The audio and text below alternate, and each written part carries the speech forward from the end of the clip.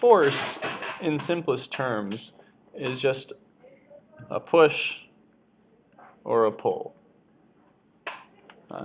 You're pushing or pulling something in a particular direction. It is a vector quantity because it does have a magnitude and a direction. Also important when we're talking about force is the mass of an object, which you already know about.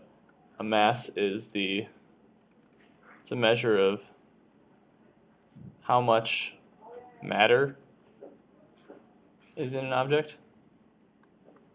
For our purposes, it might be more useful to think of mass in what might be referred to as its inertial definition, which has to do with how much an object resists a change in motion. That's probably a more useful way of thinking about it for our purposes.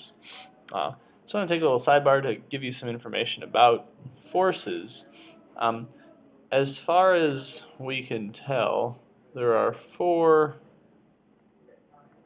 fundamental forces in the universe, and anything else that is any other force comes out of these 4 fundamental forces. And the 4 of them are gravity, which you experience every day, the electromagnetic forces, which are important for keeping your body together.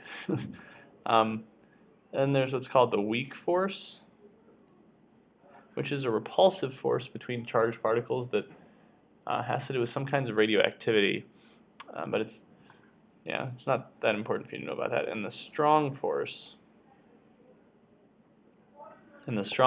is the force that exists between quarks, which is what's responsible for holding neutrons together, and neutrons and protons together, as well as holding nuclei together. As if there was only electromagnetic, the protons in a nucleus would repel each other and they wouldn't stay in the nucleus. And strong force is responsible for keeping those together. So these are the 4 forces that we are aware of. At some points in the past, the electric and magnetic forces were thought to be completely separate, and then they were eventually combined by a guy named Maxwell, who quantified the relationship between them. And there's been kind of a rising out of that unification of electricity and magnetism. There have been attempts over the years to come up with a unified field theory. The ultimate goal being to come up with a theory that will explain all of these forces in a unified way. There have been many attempts to do stuff to figure out how these forces work over the years, but there is no unified field theory that explains them all. Currently, there's some research being done into string theory, and also something called loop quantum gravity that may have potential to unify some of these forces, but as of right now, there is no unifying field theory, and it is a goal that scientists have been pursuing for some time, because if you have a theory that explains all of these fundamental forces, then that would tell you would have some kind of fundamental truth about how the universe works. And so that's why it's something that has been pursued. I don't know if they'll ever come up with a unified field theory or not. But I think the idea that one exists would have strong, I think it would be something that would have strong worldview implications, as people who uphold science as the only way of knowing truth would say hey, there's this theory, we don't need to be concerned about a God anymore because we understand everything. And people who believe in God would say, hey, there's a theory that explains everything. This means that a logical being must have created everything. So I think, it's interesting to see how both parties, both sides in an argument will often use the same information to support their argument. Anyway, this is just some background information about stuff going on in the world. I probably won't test or quiz you on it. I might ask you to list these or something like that, but you don't need to know a lot about the fundamental forces. We will quantitatively talk about gravity and electromagnetic forces. We'll talk a little bit more about the strong force when we get to nuclear physics, but you won't have to quantify weak or strong force. And the weak force we won't really talk about because it doesn't really show up in a lot of usual situations. All right. Now, getting back to what we are going to need to know about force for the time being. I'm going to talk about Newton's laws. There are three laws that are called Newton's laws. He also came up with what's called the law of universal gravitation, which we'll also talk about. But Newton has three laws. Okay, the first law says that an object at rest remains at rest, and an object in motion remains in motion unless acted on by an outside force.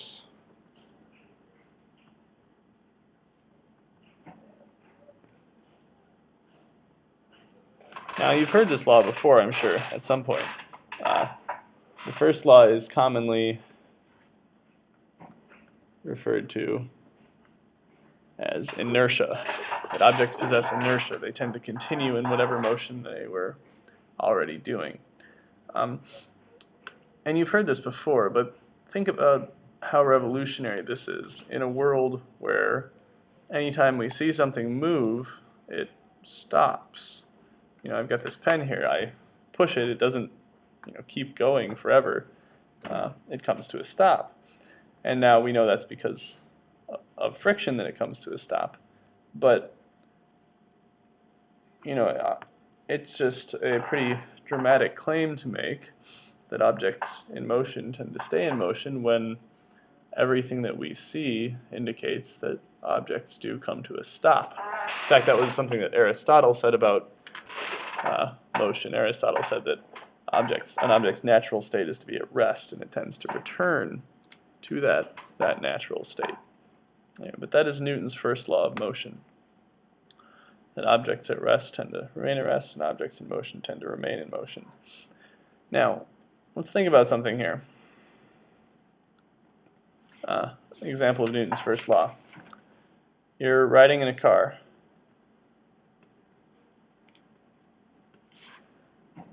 And whoever's driving hits the brakes. What happens to you? Well, you know from experience that you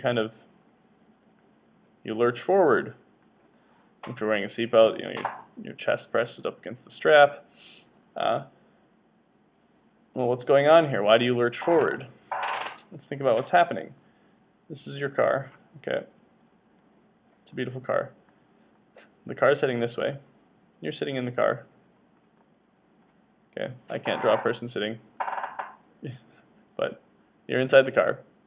And you aren't moving relative to the car, but you are moving forward relative to the ground at the same speed the car is, right?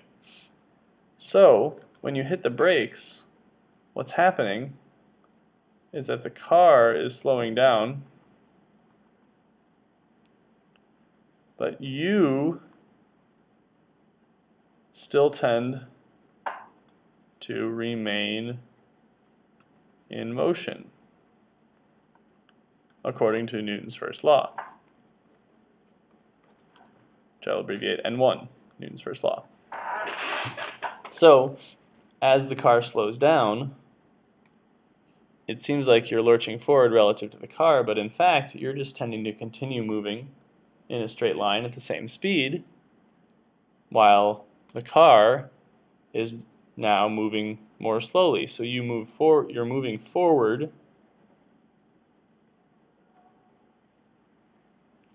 relative to the car, but you're actually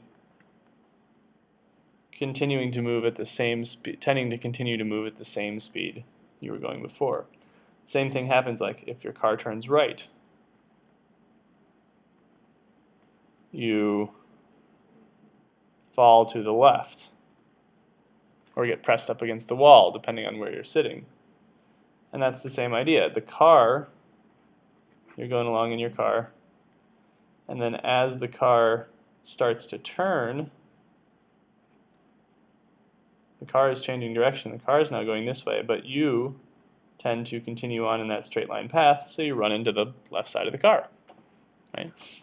That's how that works. And it's the same thing, if you're standing on the subway and you feel it lurch when it starts and it lurch when it stops. It's because the train is accelerating or decelerating while you tend to continue moving in the same direction. Your feet stay planted because of friction, but then the rest of you tends to fall forward or backward because there's no force acting directly on your upper body or anything other than the friction on your feet. So your feet tend to remain in place on the floor of the train, but then the train is slowing down, so the rest of you tends to fall forward relative to the train. So it's just an application of Newton's first law. And that's a conceptual question that might show up on a quiz or a test about why you move the way you do. All right. Newton's second law says that an object's acceleration is proportional to the force acting on it and inversely proportional to its mass. I don't think it's really worthwhile to write that out in words because it can most easily be expressed as an equation, and that is that net force equals mass times acceleration. Okay. This I'll also may write as sigma F. Sigma is the Greek letter sigma, this E thing, and it means sum. So this means sum of the forces, and this is either one is a vector sum of all the forces. So we're going to be using vectors a lot as we talk about force. But the net force is equal to mass of the object times the acceleration of the object. Okay, so this tells us a few things.